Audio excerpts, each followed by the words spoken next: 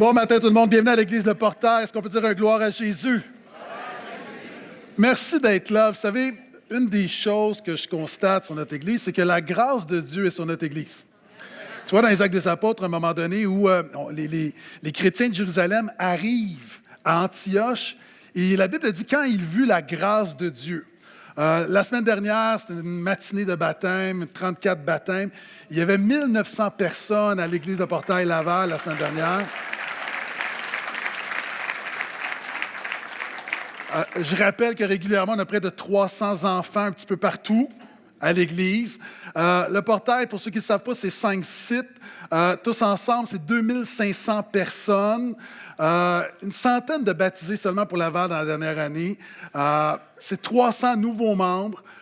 Et il y a une réalité maintenant, je parle de Laval. Avez-vous remarqué qu'on manque un peu de place? Juste vous dire qu'on est conscient de ça. Vous savez, dans la Bible, il y a des problèmes. Dans la vie, il y a des problèmes, il y a des bons problèmes. Et ça, c'est un des problèmes. Un problème, on manque de place dans le stationnement, manque de place dans le sanctuaire, manque de place dans les locaux clics, manque de place pour CAP, manque de place dans les bureaux. On manque de place. Et je vais y revenir. Et les pasteurs, on se parlait, puis on se disait, on réfléchissait, puis on se disait, c'est quoi notre plus grande menace? C'est quoi la plus grande menace du Portail? Plus précisément, pour contextualiser ce matin, du Portail Laval. Est-ce que c'est les attaques du diable? Elles sont réelles, mais non. Ce n'est pas notre plus grande menace. Est-ce que c'est le monde? Le monde, de plus en plus, peut être hostile à l'Évangile, mais ce n'est pas notre plus grande menace. Voici notre plus grande menace. Et c'est les pasteurs, on avait ce consensus, et je suis tombé sur une étude qui a été faite, et on a demandé à 1000 pasteurs, c'est quoi votre plus grand défi? Et je m'entends un peu en écho, s'il vous plaît. Donc, on a demandé aux pasteurs, c'est quoi votre plus grand défi à plus de 1000 pasteurs? Et voici ce que l'étude dit. La plupart des 1000 pasteurs disent que le principal défi auquel ils sont confrontés dans leur Église est l'apathie ou le manque d'engagement des gens. Oh, personne n'a dit « Amen ». Tout le monde fait « Beaucoup de gens peuvent être membres d'une Église sans nécessairement participer à l'œuvre de l'Église. Et le titre de cette nouvelle série se nomme simplement « De l'apathie à l'empathie ». De l'apathie à l'empathie. Et c'est important de comprendre, vous savez, il y a des mots qui ont la même racine, c'est-à-dire on comprend apathie, sympathie, et empathie, c'est quoi la différence? La racine latine, pathie, c'est pathos, souffrir. L'apathie, c'est-à-dire qu'on est indifférent. On regarde autour et on est indifférent, et si tu es comme moi, quelquefois je suis désespéré de moi-même. Quelquefois je suis désespéré de mon apathie. Hein? Est-ce qu'il y a des gens comme tu t'associes, ta vie de prière n'est pas ce qu'elle devrait être. Ton temps dans la parole n'est pas ce que ça devrait être. Notre préoccupation les uns envers les autres n'est pas ce que ça devrait être. Nous sommes dans une sorte de glu spirituel, il y a une apathie. Et vous savez, quand les chrétiens, on pense à nos péchés, et fais l'exercice, moi j'ai déjà fait l'exercice, là, le top 10 de mes péchés, puis j'ai arrêté à 10, j'aurais pu continuer. C'est souvent des choses qu'on fait. Mais je crois que ce qui attriste le plus le cœur de Dieu, ce n'est pas nécessairement les choses qu'on fait. Puis oui, évidemment, on peut dire, bon, ben voici, j'ai menti, voici ce que j'ai dit, la chair, je me suis mis en colère, la convoitise. Mais souvent, nos péchés, ce n'est pas ce qu'on fait, c'est ce qu'on ne fait pas. La Bible dit que celui qui sait faire le bien ne le fait pas commet un péché. Je l'ai déjà dit, il y a les péchés de commission, mais quelquefois, on devrait s'occuper de nos péchés d'omission. Et le but, ce n'est pas de passer de l'apathie à la sympathie. La sympathie ne change rien. Sympathie, c'est souffrir avec quelqu'un. Vous savez, la sympathie, c'est quand tu regardes une vidéo de bébé chat et tu as larme à l'œil. Moi, j'ai un problème de vidéo de bébé chat. Je ne suis pas capable, j'ai besoin d'une délivrance. J'aime les vidéos de bébé chat. Est-ce qu'il y a des gens comme moi? OK? Et tous ceux qui me jugent, c'est pas grave, je suis pardonné par le sang de Jésus. Je connais mon identité en Christ. Mais la sympathie, c'est tu peux avoir ressentir la même chose que quelqu'un sans nécessairement changer des trucs. Encore une fois, tu ne disais pas ça contre moi. Ce week-end, j'écoutais un film de gars. Vous savez, les films de gars, c'est toujours la même chose. C'est un ex-agent secret qui, à un moment donné, se retrouve, il habite sur une ferme avec une madame âgée. La madame âgée en prend soin, puis là, il y a des voleurs qui vont pirater son compte, puis qui vont dépouiller son compte de banque. Et lui, ce qu'il va faire, il va régler des affaires. Et moi, j'aime ça. Il y a des maisons qui explosent, il y a des gens qui meurent, c'est pas grave. Puis je m'interrogeais, je dis, mais comment ça se fait? J'étais comme, ah oui, vas-y. Pourquoi? Parce qu'il y a quelque chose à l'intérieur, la sympathie avec le sentiment d'injustice. Okay? Et à toutes les femmes qui me jugent présentement, c'est quand tu écoutes le film d'amour, puis la femme est négligée par son mari, et là, elle tombe en amour avec le jardinier. Puis là, tu dis, vas-y, vas-y, vas-y, vas-y. Contraire à toutes tes valeurs chrétiennes.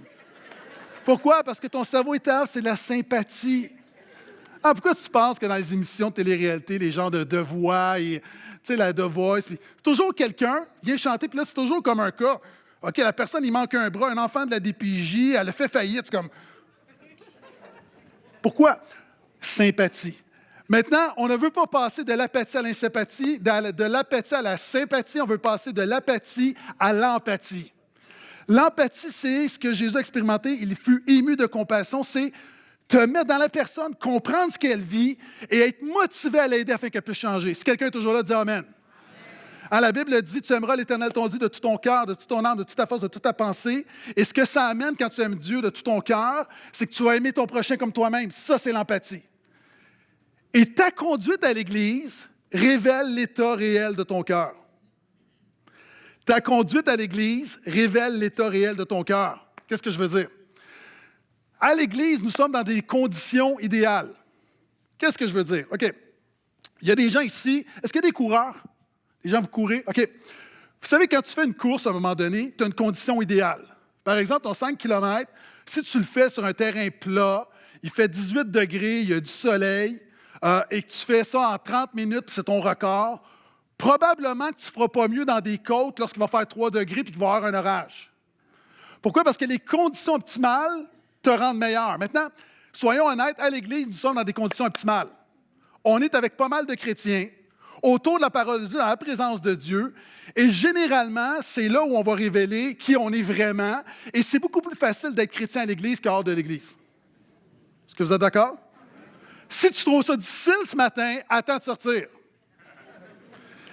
Et l'état, ta conduite, la manière que tu te comportes, la manière que tu es empathique, la manière que nous prenons soin des uns des autres, révèle vraiment l'état de notre cœur. Et on va regarder un texte ce matin. Vous savez, dans les récits, il y a 4 évangiles. Il y a peu de récits qui se retrouvent dans les 4 évangiles. Ce matin, c'en est un. Il y a une histoire qui se retrouve dans les 4 évangiles. Matthieu, Marc, Luc, Jean en parlent. Et c'est une histoire où on voit la plus grande colère de Jésus.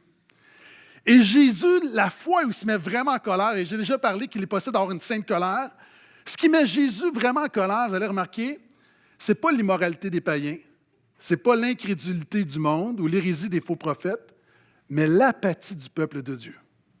La fois où Jésus se met en colère, dans les 4 évangiles, on va le relater, c'est Jésus réagit à notre apathie.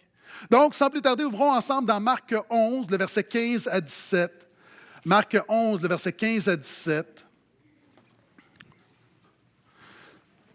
Fameux récit où Jésus entre dans le temple et va flipper des tables, comme on dit en hébreu. Et vous allez voir, ce texte-là révèle quelque chose de très beau, de très noble sur le cœur de Jésus, le cœur pur de Jésus. Donc, ce n'est pas une crisette, Jésus ne fait pas du drama, il y a quelque chose de fondamental, il y a une vérité pour nous encore aujourd'hui. Donc, Marc 11, verset 15, si vous y êtes, dites Amen. Voici ce que dit la parole de Dieu. Ils arrivèrent à Jérusalem et Jésus entra dans le temple. Il se mit à chasser ceux qui vendaient et ceux qui achetaient dans le temple. Il renversa les tables des changeurs et les sièges des vendeurs de pigeons, qui était le sacrifice des pauvres, et ne laissait personne transporter un objet à travers le temple. Il les enseignait et disait, « N'est-il pas écrit, ma maison sera appelée une maison de prière pour toutes les nations, mais vous en avez fait une caverne de voleurs. » Et Matthieu va rajouter la chose suivante, « Des aveugles et des boiteux s'approchèrent de lui dans le temple et il les guérit. » Et le récit de Jean, les disciples vont dire, et ses disciples se souvinrent qu'il est écrit, « Le zèle de ta maison me dévore. » Le titre de ma prédication ce matin, c'est « Le zèle de ta maison me dérange ». Le zèle de ta maison me dérange. Et il y a 3 choses qu'on doit voir dans le texte. Premièrement, pourquoi Jésus dit que sa maison sera une maison de prière pour toutes les nations? OK. La maison de Dieu, dans la Bible, dans l'Ancien Testament, c'est le temple, c'est l'endroit où le peuple de Dieu se réunit pour adorer Dieu. C'est toujours là, dis Amen. Maintenant, il y a une transition. Dans le Nouveau Testament, nous sommes le temple du Saint-Esprit. C'est lorsqu'on est réunis. Paul va dire à Timothée, « Voici comment tu dois te conduire dans la maison de Dieu qui est l'Église du Dieu vivant. » Donc, la Bible parle que la maison de Dieu, c'est le culte. Hein? C'est la réunion, c'est l'assemblée. Il y a quelque chose de spirituel qui révèle l'état de notre cœur lorsque nous sommes réunis. Et la fonction du culte, de ce qu'on vit à chaque dimanche matin, est triple. Nous sommes ici pour faire 3 choses. Es-tu d'accord? Tu dis, ben dis-nous les choses, on va te le dire après. OK. Première fonction du culte, le dimanche matin, c'est d'offrir notre adoration au Seigneur. La première chose, on vient pour adorer le Seigneur. Et on le fait toutes les semaines parce qu'on a besoin de se rappeler qui est numéro 1 dans nos vies à toutes les semaines. Hein, c'est comme, je ne sais pas pour vous, mais à la maison, là, nous, quand on fait le ménage, on dirait qu'il faut le refaire. Hein, par exemple, une bibliothèque, puis là, à un moment donné, tu sais, dans la semaine, tu arrives, ta bibliothèque est toute belle, elle est époussée, tu as la photo de famille qui est en plein centre, bien en vue, tout le monde la voit, et là, tu arrives, tu as les clés, tu as le papier, à un moment donné, le cadre tombe, quelqu'un le met là, tu mets un circulaire, et à un moment donné, tu as besoin de t'arrêter et de remettre les choses à leur place. À chaque dimanche matin, alors que dans cette vie, on est bousculé, que Jésus peut prendre le bord souvent de fois, nous le remettons dans la première place dans nos vies. Ça sert à ça. Donc, on s'est réunis pour déclarer que Jésus a la première place dans nos vies. Deuxième fonction, c'est pas tout. La raison d'être, pourquoi Jésus bâtit son Église et pourquoi il y a un culte à tous les dimanches, c'est l'édification des uns des autres, c'est l'encouragement des uns des autres, c'est se supporter les uns les autres. C'était toujours là, dis Amen. OK, parenthèse. Cet été, on va avoir un super événement. On va avoir un méga barbecue avec des food trucks. Il va y avoir une mini-ferme, des jeux gonflables, des calèches. On termine avec un concert gospel. Un affaire incroyable, gratuit. Le seul problème, on va le faire en Zoom.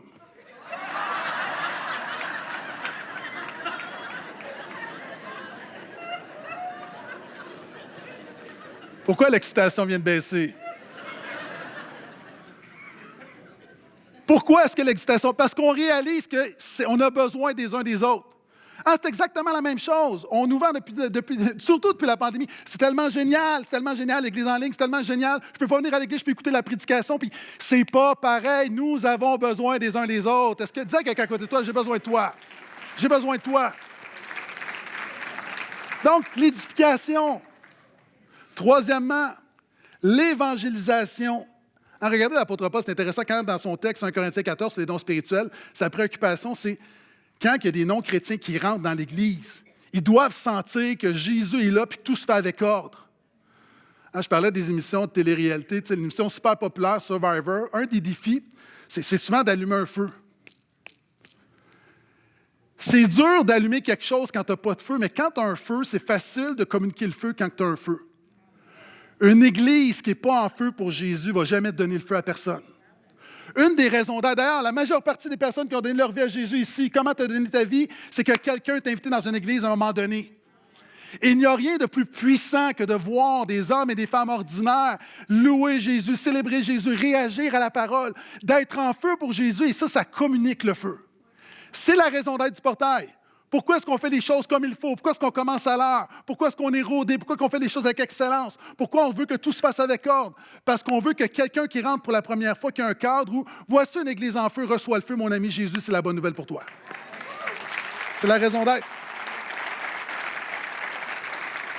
Donc, 3 fonctions de l'Église. L'adoration, l'édification, l'évangélisation. Maintenant, pourquoi Jésus se met en colère? Pourquoi Jésus se met en colère et pourquoi il dit « Ma maison sera une maison de prière pour toutes les nations. » Tout est important là-dedans, mais souvent on pense que l'accent est sur la prière, pas dans le texte. Jésus va citer un passage d'Ésaïe 56:7. Il met l'accent sur toutes les nations. C'est une prophétie où que le Messie va venir rendre le salut accessible à toutes les nations. Voici ce qui prend place à l'époque. Cet épisode se déroule dans la période de Pâques. Pâques est une grosse fête. Il y a beaucoup de pèlerins de partout à travers le monde qui venaient à Jérusalem pour adorer, qui était le seul endroit où tu devais adorer Dieu dans l'Ancienne Alliance. Et les gens sont là. Et lorsque tu arrives, tu vas offrir des offrandes, des sacrifices. Mais si tu pars d'Égypte, tu en allais à Jérusalem, tu n'emmènes pas ton mouton. Hein, tu vas l'acheter sur place. Et de la même manière, quand tu veux faire ton offrande au temple, tu ne peux pas donner n'importe quel argent. Dans la loi, dans l'Ancien Testament, tu ne peux pas donner, par exemple, une pièce de monnaie avec l'image d'un empereur païen. Donc, il y avait des tables de change, il y avait des changeurs où tu pouvais changer ton argent local avec l'argent qui était reconnu comme consacré pour le temple. Et c'était également un endroit où tu pouvais acheter justement les animaux que tu vas offrir en sacrifice. Donc, Jésus arrive, puis pourquoi Jésus réagit à ça? C'est que, habituellement, ce bazar-là, qui est légitime, qui est bon, qui est voulu, était à l'extérieur du temple, était sur le mont des Oliviers. Donc, Jésus n'est pas contre le fait qu'il y a des changeurs. Jésus n'est pas contre le fait que des gens viennent acheter puis vendre. C'est pas là l'enjeu du texte. C'est qu'on a déplacé le bazar. Les croyants de l'époque ont déplacé le bazar dans le temple, dans un endroit très précis qu'on appelait la cour des païens, des parvis ou des nations. C'est-à-dire que quand tu arrivais dans le temple, il y avait un immense cour, l'équivalent de 35 terrains de football, qui était pour ceux qui n'étaient pas juifs. Eux n'avaient pas le droit de se rendre plus loin. C'était le plus proche qu'ils pouvaient se rendre pour venir de la présence de Dieu. Et ce que le peuple de Dieu fait, c'est qu'on les vole. C'est qu'au lieu d'œuvrer pour rendre Dieu accessible à toutes les nations, on met le bazar là, puis ces gens-là ne sont plus capables de s'approcher du temple, ne sont pas capables de venir dans la maison de Dieu. Donc, ils sont en quelque sorte exclus de la maison de Dieu. C'est toujours là, dis Amen. Et ce qu'ils font, c'est qu'ils volent la bénédiction des nations. Maintenant, comment ça s'applique à nous? C'est pourquoi Jésus va dire, « Ma maison devrait être appelée une maison de prière pour toutes les nations. Vous en faites une caverne de voleurs. » Qu'est-ce que les croyants de l'époque volent? Ils volent exactement ce que je viens de t'enseigner. Alors que dans la maison de Dieu, il y a 3 fonctions. L'adoration, l'édification, l'évangélisation. Eux, dans l'époque, ils se disaient, « Nous, on va venir adorer Dieu, that's it, that's all, that's enough. » Ils se préoccupaient peu les uns des autres. Ils offraient un tiers de culte. Et c'est pour ça que Jésus dit, « Hey, toi, tu es content d'offrir ton adoration, mais il te manque le 2 tiers, mon ami. » Dis à quelqu'un à côté de toi, est-ce qu'il te manque le 2 tiers, mon ami? Ah, vous savez, dans le temps des gens qui savent que je suis un fan de tarte aux pommes, puis il y a des sœurs, des fois, qui me disent, « OK, Pasteur Gaétan, à ta fête, hein, que ceux qui ont des oreilles entendent. Tu sais, des sœurs, des fois, qui m'offrent une tarte aux pommes pour ma fête. Je suis super content. Imagine qu'une sœur arrive et elle me dit, « Pasteur Gaétan, je t'ai préparé une tarte aux pommes, puis là, j'enlève le papier d'aluminium, puis il y a un tiers de tarte. » Ben, c'est gentil, mais là, je réalise, puis elle dit, « Ben là, t'as au moins un tiers de tarte, je suis pas obligé. » T'es pas obligé, sœur, mais tu m'as volé 2 tiers de tarte. Vous savez, tu peux venir à l'église, tu peux adorer, tu peux mettre tes fesses sur la chaise, tu peux adorer Jésus, tu peux repartir, très fier de toi, mais tu as juste fait un tiers, tu as négligé 2 tiers, tu as volé 2 tiers au peuple de Dieu. Quelqu'un dit aïe aïe quelque part. Et maintenant, je veux m'adresser vraiment aux membres du portail. Si tu nous visites ce matin, ça ne s'adresse pas à toi, tu peux rester. Si tu es nouveau dans la foi, ça ne s'adresse pas à toi. Je parle vraiment des gens qui sont des membres du portail, des chrétiens engagés, consacrés. Vous savez, quand Jésus va renverser les gens qui achetaient, hey, j'imagine le gars là, avec sa famille qui est parti d'Égypte, qui arrive, puis Jésus comme renverse les affaires, et dit, mais qu'est-ce que j'ai fait? Souvent, on ne réalise pas, encore une fois, c'est pas tellement ce qu'on a fait que ce qu'on ne fait pas. Donc, pendant les prochaines minutes, je veux vraiment parler des choses très concrètes. Je veux m'adresser à des gens qui disent, Jésus, à quel autre irions-nous qu'à toi, tu as les paroles de la vie éternelle? Des gens qui disent, qui comprennent que Jésus dit, celui qui veut me suivre, il doit renoncer à lui-même. Et maintenant, il y a des gens qui sont ici et ce qui s'en vient, la manière dont tu vas le recevoir, ça dépend comment tu me vois. Vous savez, quand tu as quelqu'un qui dit, tu dois aller au gym, si c'est un propriétaire de gym, c'est pas très crédible. Hein, tu es un propriétaire de gym, moi j'ai un ami qui est propriétaire de gym, puis il dit, tu dois aller au gym. Bon, tu n'es pas tellement objectif. Maintenant, je sais que dans ce que je vais dire, il y a des gens qui disent, on sait bien, tu es le pasteur, toi, ta job, il faut que ça roule. Puis je veux juste dire en passant, ça va super bien. Ce n'est pas un message réactionnaire à un problème. C'est un message d'un pasteur qui veut te prêcher ce qui est pour ton bien. Et quand tu es dans l'apathie, tu ne vis pas ce que Jésus a pour toi. Mais si tu as un médecin qui te dit, tu dois aller au gym, c'est différent. Donc, je te prie de me voir, si tu es membre du portail, de me voir comme ton pasteur, de ne pas voir comme un intérêt caché dans ce que je vais dire. C'est vraiment, l'équipe pastorale, on en a parlé, c'est vraiment d'un cœur pur, Vraiment, c'est pour ton bien que je vais dire ce qui s'en vient. Okay? Et juste dire aussi, il y a des nouveaux dans la foi, je vais nommer des choses. Et des fois, on peut se mettre une charge. Et de la même manière, si tu vas au gym, puis tu n'es pas habitué, puis quelqu'un te met une charge de 300 livres sur toi, tu vas te blesser. Il y a des gens ici, tu n'as pas la maturité de pratiquer ce que je vais dire. Donc, fais-le pas, tu vas te blesser. Je m'adresse à des disciples de Jésus. Est-ce qu'il y a des disciples de Jésus ici? Et il y en a qui ont pas osé s'engager. OK. Donc, 3 choses que notre apathie vole. Premièrement, notre apathie, bien qu'on offre notre tiers, vole notre adoration à Dieu. Vous avez tous entendu cette histoire du bocal pour voir s'il y a assez de place. Hein? Si tu mets, par exemple, si tu as du sable, tu as des cailloux, tu as des grosses pierres. Okay? Si tu mets le sable en premier, tu mets les cailloux en deuxième, il arrive quoi? Il n'y a pas de place pour les grosses pierres. Tu dois mettre les grosses pierres en premier.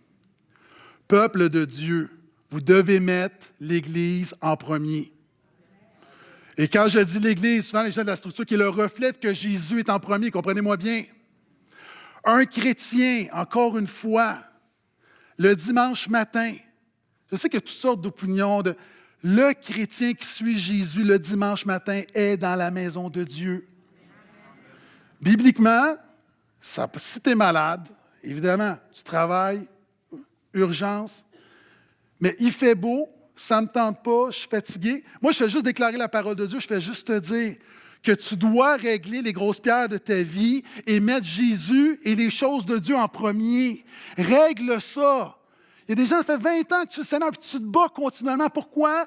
Parce que tu laisses le sable et les cailloux prendre la place des grosses pierres. Donc, réaliser à la lumière de la parole de Dieu, pas parce que tu es obligé, parce que tu réalises ton besoin de remettre Dieu en premier à toutes les semaines. C'est une déclaration pour ta vie, pour ta famille, pour les gens autour de toi. Donc, souvent, notre apathie vient comme « Ah, il fait beau. » Puis moi, ça ne me dérange pas. Tu peux être dans ta piscine le dimanche, ça ne change rien dans ma vie. Mais pour ton âme, il y a quelque chose, les grosses pierres doivent rester les grosses pierres et Jésus est la grosse pierre qui est premier dans nos vies. Amen. Et quand on est là, encore une fois, on a quelques chants d'adoration. Je parle aux vrais disciples de Jésus. Prions que Dieu nous donne la grâce de mettre tout notre cœur dans la louange. Parce que ça passe vite. Ah, des fois, il y a des gens qui retournent à la maison et se disent « Moi, je n'ai pas aimé la louange ce matin. » Mais ce n'est pas toi qu'on adorait. On peut vivre avec ça. Moi, quand je retourne à la maison, je veux savoir, est-ce que Jésus a adoré, a aimé la louange ce matin? Amen? Également, vous savez, le dimanche matin, on est confronté à la parole. Une des choses pourquoi c'est important toutes les semaines, c'est que ça nous confronte à la parole de Dieu. Ça nous confronte. Les chrétiens, les statistiques nous disent que les chrétiens, majoritairement, leur seul contact avec la parole de Dieu, c'est le dimanche matin. J'ai déjà dit qu'il y a une étude qui est sortie pour dire qu'un chrétien qui est exposé à la parole de Dieu une fois par semaine, il n'y a pas de changement. En passant, si tu viens, même à toutes les semaines, tu entends la parole et tu ne lis pas la parole, tu ne médites pas la parole toute la semaine, je vais te dire quelque chose, ça ne change à peu près rien. Voyons, quelle sorte de pasteur que tu es? Honnête. Les statistiques disent qu'un dimanche matin, puis évidemment, tant que Dieu peut changer ta vie, puis babam, babam, babam, mais d'une manière, on parle de maturité spirituelle. Une prédication par semaine, ça ne change rien dans ta vie. Si tu rouvres ta Bible une autre fois, 2 fois, ça ne change à peu près rien. Une autre fois, mettons, tu dis, OK, je suis à l'église le dimanche, je vais lire un psaume mardi, vendredi, je vais lire un petit chapitre. Mon ami, il ne se passe à peu près rien. Les statistiques disent que c'est à partir de 4 fois, il y a comme une explosion qui prend place. À partir de on serait porté de croire que c'est 1, 2, 3, comme non. Au niveau des études, la croissance spirituelle, 1 fois, 2 fois, 3 fois, à partir de 4 fois dans la parole de Dieu, un contact sérieux avec la parole de Dieu par semaine, il y a une poussée de croissance qui prend place. Et les statistiques disent que quand tu le fais, OK, minimalement 4 fois dans la parole de Dieu par semaine, ton sentiment de solitude baisse de 30 %. Tes émotions de colère baissent de 32 %. Ton amertume diminue de 40 %. L'alcoolisme diminue de 57 %. L'immoralité sexuelle de 68 %. Que les chrétiennes qui consomment la pornographie, ça baisse de 61 %. Ta stagnation spirituelle, ton sentiment de Je ne progresse pas, je ne grandis pas, il y a des choses qui ne changent pas, j'ai besoin de délivrance, ça baisse de 60 %. Les gens qui sont dans la parole de Dieu, minimalement 4 fois par semaine, communiquent leur foi, il y a une augmentation de 228 % et s'investissent dans la vie des autres, il y a une augmentation de 231 %. Lis la parole de Dieu, médite la parole de Dieu, passe du temps dans la parole de Dieu.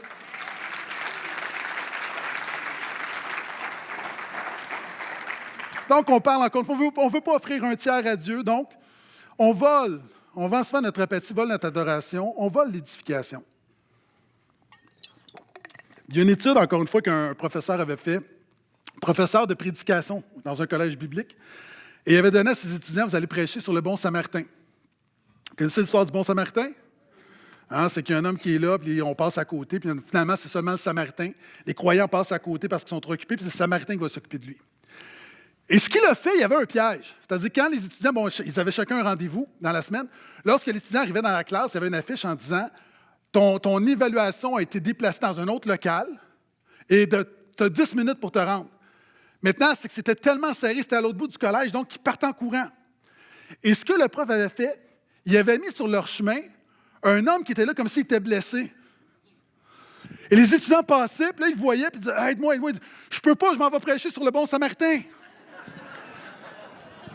De manière généralisée. Et ça, c'est nous, on vient à l'Église, puis on dit, on se rend à Jésus, mais on passe à côté des frères et des sœurs. On manque les frères et les sœurs. Et tu dis, mais pasteur Gaétan, comment est-ce qu'on manque les frères et les sœurs? Mais merci de poser la question. Quand, et je parle encore une fois, plein de grâce aux membres du portail, quand on arrive tard à l'Église, on vole les frères et les sœurs. On vole les frères et les sœurs de la bénédiction, de l'édification qu'on pourrait leur amener.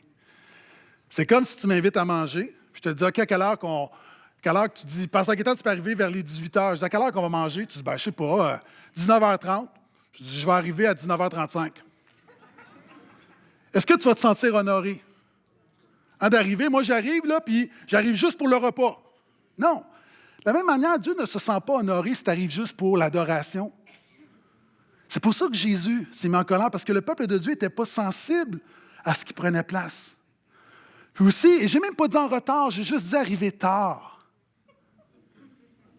Je n'ai pas parlé des retards encore.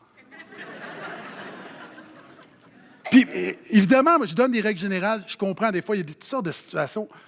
OK, il y a des fois, là, on sait si on peut faire mieux, puis des fois, on sait que le petit a vomi, on a un accident, on arrive en retard, on est là, gloire à Dieu.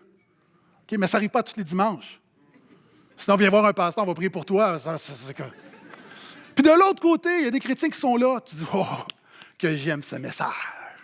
Les retardateurs, ah ouais, pasteur, preach it. Là, il y en a qui, en même temps, tu es offensé parce que tu as un frère ou une sœur qui arrive en retard. Puis, OK, le frère et la sœur qui est en retard, ça, c'est ton problème devant Dieu. Puis toi qui es offensé parce qu'il arrive en retard, tu as aussi un problème. Gang, il y a 1 % des gens qui sont à l'Église le dimanche matin au Québec. On fait partie du même 1 %. Est-ce qu'on peut dire gloire à Dieu qui est dans la maison de Dieu ce matin?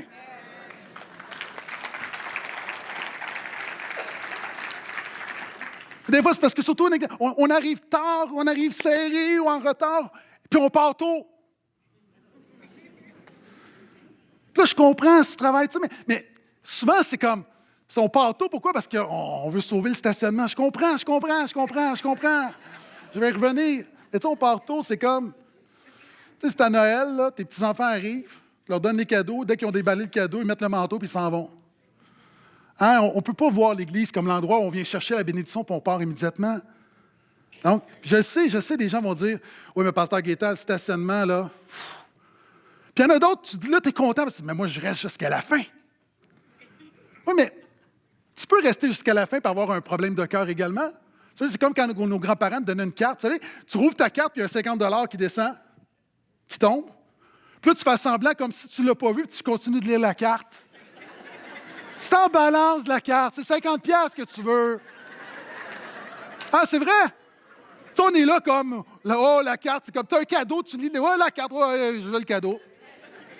Ah, tu peux rester pour rester, mais ce n'est pas juste rester pour rester, dire « Hey, je suis parti ». Non, c'est ta préoccupation des frères et des sœurs autour. Vous savez, quand Si, par exemple, il y a toujours des bonnes raisons, je parle, tu sais, c'est des mauvaises raisons. Des fois, si on veut juste battre le stationnement, parce qu'on n'a rien d'autre, parce qu'on va être dans la piscine plus tôt, puis tu descends, tu montes 15 minutes avant la réunion, puis tu vas chercher ton enfant, tu voles ton enfant. Tu voles ton enfant de la bénédiction de l'Évangile qu'il reçoit. Puis je sais qu'on a un problème de stationnement.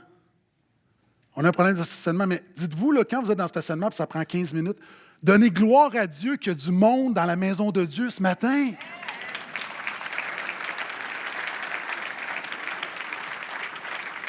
Vous savez, il y a des endroits où tu n'as pas de problème de stationnement. Tu sais, puis pourquoi si on donne gloire à Dieu?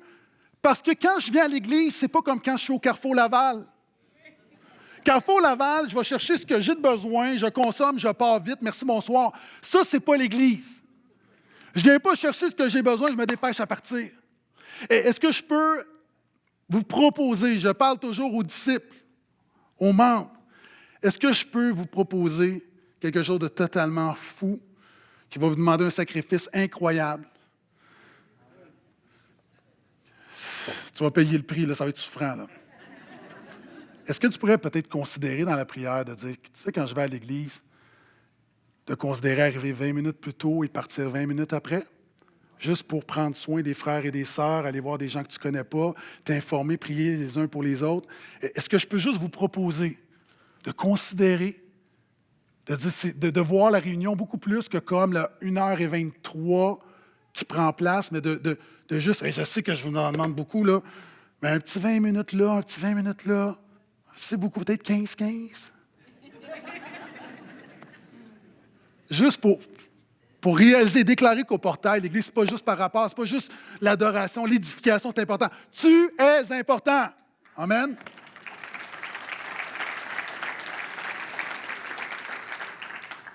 Je continue. Et notre apathie aussi vole l'évangélisation, c'est ce que Jésus disait. Vous savez, le portail, notre vision, permets-moi de le réitérer, nous croyons que Jésus bâtit l'Église de portail pour faire rayonner la bonne nouvelle de la grâce en formant une multitude de disciples de Jésus au Québec afin de devenir une Église christocentrique de référence dans la francophonie. Comment est-ce qu'on va impacter le Québec concrètement? Comment est-ce qu'on l'impacte? Comment est-ce qu'on réussit à le faire? Et on fait ce que peu font par nos talents, notre temps et notre argent. Vous savez, je parle de Laval maintenant. Merci Seigneur, on a fini de payer notre hypothèque. Mais on fait face à une situation où on a un sous-comité qui a été formé pour évaluer. On doit très, très, très sérieusement, à très, très, très moyen terme, avoir des options. On doit agrandir. Est-ce que le Seigneur va nous demander de bâtir? On ne sait pas, il n'y a rien. Là. Je vous le dis, là, juste pour que vous puissiez prier. Mais à l'heure actuelle, le statu quo n'est pas... On ne peut pas rester comme ça pendant des années. Là. Tu es toujours là, dis Amen. Donc, la réalité, c'est que merci. Puis les gens allaient dire, on a fini de payer l'hypothèque. Fait on devrait être correct pour un bout, mais non. C'est plate, mais le Seigneur nous donne la croissance.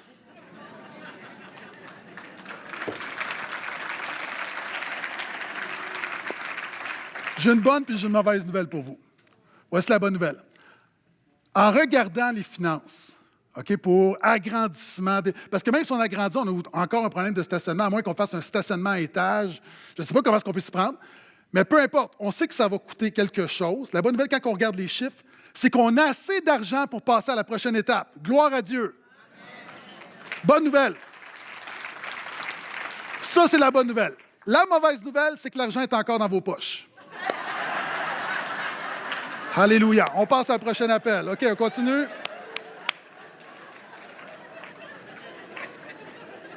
Qu'est-ce que je suis en train de dire en même temps que quand le Seigneur donne la vision, on donne la provision. Amen.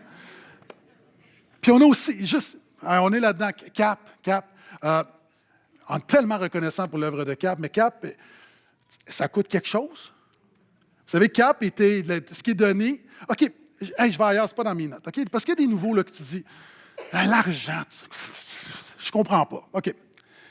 La Bible dit qu'en tant que chrétien, tout est soumis à la Seigneurie de Jésus. Le Seigneur nous donne d'être généreux de notre temps, de notre argent, de manière volontaire. On n'est pas dans une religion où... Moi, en tant que chrétien, à un moment donné, je suis arrivé, puis je dis, OK, je veux être généreux, mais je ne veux pas être trop généreux. Je veux trouver quand même qu'est-ce que Dieu me demande. Ça, je veux. Puis dans la Bible, il y a un principe qui est les dîmes et les offrandes. C'est un principe. OK? Et mon épouse et moi, on a commencé à un moment donné à dire, OK, on va prendre un pourcentage de nos revenus. Et tranquillement, on a monté jusqu'à 10 %. Pourquoi les pourcentages, c'est une bonne manière de voir comment gérer ça? C'est parce que 100 $ pour quelqu'un qui est un notaire, ce n'est pas 100 $ pour une maman monoparentale qui est sur l'assistance sociale. Donc, le pourcentage, c'est-à-dire que 100 % de ce que Dieu te donne, c'est que pour l'œuvre de Dieu, par reconnaissance, volontairement, tu mets. Il y a des gens qui commencent à 1 %, 2 % et ça monte. Et selon ce que le Seigneur met sur ton cœur, c'est entre toi et Dieu. Mais encore une fois, ça fait partie de ta croissance spirituelle. Il y a plus de joie à donner qu'à recevoir. Okay? Donc, mon épouse et moi, on le fait. Mais il y a comme les dîmes et les offrandes, c'est-à-dire, ça, c'est notre plancher. Donc, le 10 % c'est pour l'Église, l'œuvre de Dieu, rien. Ça, on ne touche pas à ça. On ne prend pas ce montant-là pour cap. Parce que si on nourrit des pauvres, gloire à Dieu, mais si l'Église ne paye pas l'électricité, où est la gloire de Dieu là-dedans? Okay? Donc, et là, on met quelque chose de plus. En tant qu'Église, c'est un peu ce qu'on fait. C'est-à-dire, CAP, il y a des besoins.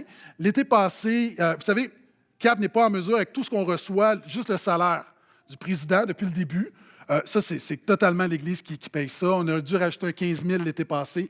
On a un autre 15 000 qu'on doit mettre là, maintenant, là, cette semaine. On doit mettre un 15 000, mais je pense que ça a déjà été mis. On l'a mis cette semaine. Un autre 15 000 pour être capable de payer tous les loyers de CAP, y arriver. On a un camion qui est à veille d'exploser. Non, pas exploser. Mais il est à veille de ne plus marcher. Un camion comme ça, là, c'est juste à peu près 65 000. Vous avez compris l'ironie? Donc, juste dire, encore une fois, les gens se posent, vous faites quoi avec l'argent? Ben, c'est ça. Nourrir les gens dans le besoin, ça coûte de l'argent. Mais gloire à Dieu, Dieu pourvoit. Est-ce que je peux entendre amène à ça? Pourquoi je le mentionne? Parce que, est-ce que tu as déjà entendu parler de la loi de Pareto? OK. La loi de Pareto dit que d'une manière générale, OK, tu as 20 % de ce que tu fais rapporte 80 % des résultats. Ça veut dire quoi? Quand on l'applique dans l'Église, probablement que 20 % des gens qui sont ici donnent 80 % des revenus de l'Église. Une Église, on pourrait dire que c'est équitable. Non, il y a des gens qui... Pourquoi est-ce qu'on peut faire autant? Parce qu'il y a des frères et des sœurs qui non seulement prennent leurs responsabilités pour leur vie, mais pour d'autres personnes. Parce qu'on veut justement que des gens qui sont ici puissent bénéficier des services. Mais merci Seigneur, et si c'est ton cas, merci à tous ceux. Ce 20 % qui donne 80 %, c'est vous qui faites avancer l'Église. Puis je vais vous remercier pour ça. Est-ce qu'on peut dire un gloire à Jésus pour ses frères et ses sœurs? Je reviens, je me suis éloigné. J'ai déjà dit qu'un dimanche comme celui-ci, c'est à peu près 70 bénévoles que ça nous prend à Laval. Parce que les gens disent, ouais, une grosse église, ils n'ont pas besoin de gens. Et là aussi, c'est possiblement, on a à peu près 20 % des gens qui sont impliqués partout. Vous savez, si on prend 300 livres, puis on le met sur 3 personnes, c'est lourd. Mais si on était 6, ça serait moins lourd. Une église comme la nôtre, évidemment, on ne va pas fermer dimanche prochain parce qu'on manque de bénévoles. C'est juste que si tu t'impliques et si tu sers, ça va être moins lourd pour les autres. On va partager la charge parce que c'est notre église, c'est notre maison, c'est notre mission. Amen? Puis juste 2-3 affaires en passant. Là. Tu sais, des fois, parce que j'entends ça, là, je suis dans le pasteur, des fois, le monde dit hey, moi, là, je me suis assez impliqué pendant des années, là. Hey, j'ai fait ce que j'avais à faire. Merci pour ton service au travers de ces années, mais je cherche le verset qui dit qu'on prend une retraite de l'œuvre de Dieu, puis je ne l'ai pas trouvé encore. Évidemment, il y a des saisons. Des fois, tu arrives, tu as été brûlé dans une église. Des fois, on prend des pas. Ne me faites pas dire ce que je ne dis pas. Tu sais, je donne des principes généraux. Hein, souvent, on prend toujours des exceptions pour remettre en question la généralité. Tu sais, ben oui, donc on a besoin, encore une fois, il y a des gens comme « Non, sers le Seigneur ». Puis, une des manières de servir, c'est non seulement de manière officielle, mais justement en prenant soin, en restant, en allant voir les gens autour. Vous savez, quand l'Église se termine, si tu es membre, il y a des gens, ça fait 20 ans que tu es ici. Puis quand l'Église se termine, tu parles avec ta famille, ta petite gang. Quel gaspillage! Tu vas les voir au barbecue tantôt. Ça devrait être un moment où on prend soin de ceux qu'on ne connaît pas, qu'on ne voit pas. Vous savez comment ma vie a été changée? Je suis rentré dans une église à un moment donné, je me suis assis, personne ne me parlait, personne n'est venu me voir. Tu sais, à l'époque, j'avais les cheveux longs, j'avais pas de l'air très, très sympathique comme aujourd'hui. Personne n'est venu me voir, sauf un jeune homme qui est venu s'asseoir à côté de moi et dit « Hey, salut, c'est la première fois que je te vois. Je m'appelle Éric, je me rappelle encore de son nom. Mais je suis encore même ami Facebook avec lui. Il dit, il m'appelle Éric, comment tu t'appelles? Ah, c'est la première fois que tu es là. Et ça a changé ma vie. Si je suis ici aujourd'hui, j'aimerais dire que c'est à cause d'une prédication de feu de l'Évangile, mais premièrement, c'est à cause d'une démonstration de l'Évangile.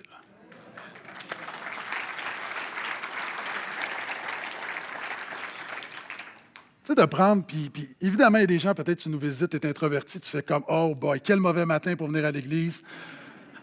On ne veut pas être intrusif. Mais j'ai jamais quelqu'un été insulté parce que je lui ai simplement demandé son nom et comment est-ce qu'elle est. Puis des fois, il y a des frères et des sœurs qu'on connaît, c'est comme, « Hey, est-ce que je peux prier pour toi? Hey, prions. Hein, prenons 3 minutes. Là. Faire le ministère un peu avant, un peu après, c'est ça aussi l'Église. Je peux t'en emmèner à ça?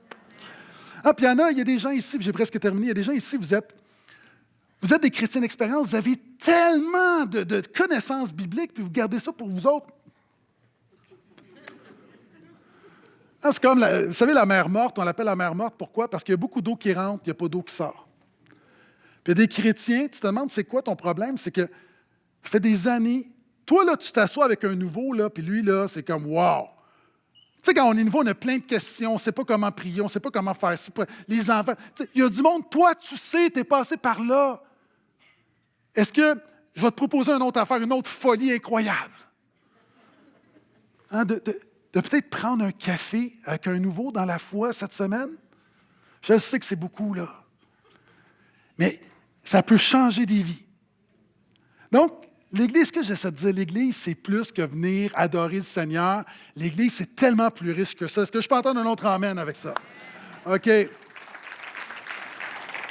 pendant que les musiciens viennent me rejoindre, il se produit quelque chose. Quand Jésus fait du ménage, puis en fait, il veut confronter l'apathie du peuple de Dieu. Puis aujourd'hui, je cible le problème. La semaine prochaine, je vais aller dans la bonne nouvelle, les solutions. Je vais simplement soulever comment on a besoin que le Seigneur change nos cœurs.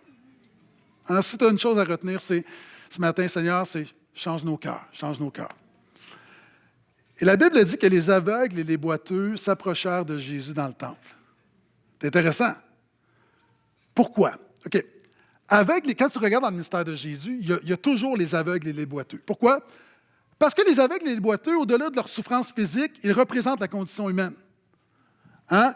Dans notre monde, il y a plein d'aveugles qui ne voient pas resplendir la bonne nouvelle de Jésus. Il y a des gens qui rentrent dans cette église qui sont aveugles. Il y a un voile qui est là. Puis il y en a d'autres qui ont peut-être reçu Jésus, mais sont boiteux, ils ont de la difficulté à suivre le Seigneur. Puis ils ont besoin du peuple des dieux pour les aider à voir et à marcher. Et Jésus rétablit la maison de Dieu. Donc, il s'approche. Et Jésus, il y avait la Bible disait que, justement, quand Jean-Baptiste dit à Jésus, « Est-ce que tu es vraiment le Messie? » Jésus va guérir les aveugles et les boiteux, puis il va dire à ses disciples, « Retournez Jean-Baptiste pour leur dire, voici ce que vous avez vu. Les boiteux marchent et les aveugles voient. » C'est un signe. Et Jésus le rétablit. Voici le problème. Depuis l'époque de David, je fais rapidement, lorsque David a eu la fondation du temple, il y avait une loi qui disait que le boiteux et l'aveugle n'entreront pas dans la maison de Dieu. Pour ceux qui sont un peu sceptiques, 2 Samuel 5,8. Il y avait une loi. Donc, à l'époque de Jésus, les aveugles et les boiteux étaient interdits d'entrer dans la maison de Dieu. Tu vois comment ça n'a pas de sens? C'était la maison de Dieu, puis le peuple de Dieu fait en sorte que les nations ne peuvent pas entrer dans la maison de Dieu, que les boiteux ne peuvent pas entrer dans la maison de Dieu, les aveugles ne peuvent pas entrer dans la maison de Dieu. Puis si on leur posait la question, « Comment est-ce que j'ai pas fait ça, j'ai pas fait ça? » Oui, par ton apathie, en ne te préoccupant pas des autres, tu les empêches de s'approcher de Jésus. Vous savez, je pourrais avoir le message, puis on a plein de bons prédicateurs pour terre, on pourrait tous prêcher le message, la bonne nouvelle, le message de « Wow! » On pourrait avoir une louange céleste. Mais quelqu'un qui rentre ici, qui n'est pas salué, qui repart sans avoir parlé à personne, il n'a pas vécu l'Évangile. Il n'a pas vécu l'Évangile. Donc, on est tous responsables. Puis c'est intéressant que Jésus rétablit, en fait, il confronte. Tu dis, mais c'est quoi? Mais regarde autour de toi. Ce matin, il y a des aveugles. Il y a des gens qui ont besoin d'être éclairés. Il y a des boiteux, des gens qui ont de la difficulté à suivre Jésus. Ils ont besoin d'aide. Puis si nous sommes honnêtes souvent, il y y a des saisons dans nos vies où c'est nous, les aveugles et les boiteux, qui avons besoin des autres. Mais l'Église sert à ça. L'Église, c'est une maison pour les aveugles et les boiteux. Pourquoi est-ce qu'on arrive plus tôt, qu'on part plus tard? Pourquoi est-ce qu'on donne? Pourquoi est-ce qu'on s'implique? Pourquoi est-ce qu'on prie? Parce que c'est une maison pour les aveugles et les boiteux. On ne fait pas ça pour nous. On fait ça pour ceux qui ont besoin de Jésus. C'est pourquoi on dit, Seigneur, viens changer mon cœur. Je vous laisse là-dessus ce matin. Ça peut être votre prière. C'est ma prière. Seigneur, tu vois mon cœur apathique. Transforme mon cœur. Fais-moi passer de l'apathie à l'empathie. Quand tu vas retourner à la maison, vous savez, des gens vont dire que les chrétiens, quelquefois, on ne le dit pas, mais j'ai été à l'église aujourd'hui. Mais ce n'est pas ça, le royaume de Dieu. Ce n'est pas j'ai été à l'église, j'ai punché. La vraie question, c'est quel aveugle et quel boiteux as-tu aidé à se rapprocher de Jésus à l'église aujourd'hui?